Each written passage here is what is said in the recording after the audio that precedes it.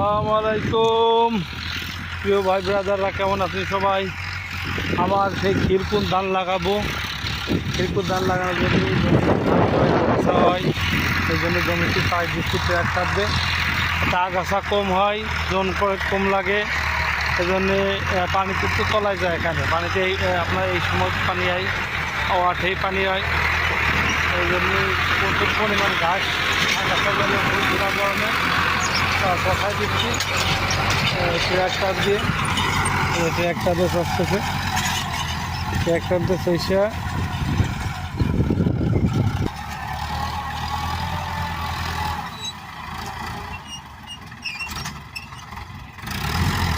দুটো রঙে দিচ্ছি।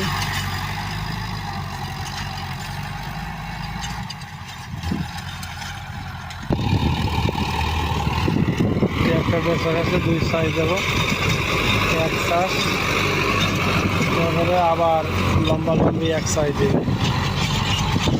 টানা দিয়ে ছেড়ে দিচ্ছি। মাটি মনে করলাম বড় বড় চাপ উঠবে, যাক বড়ো চাপ কম হয়েছে, ছোটো ছোটো চাপই আছে। দেখা যায় ঘাসের পরিমাণেও বেশি।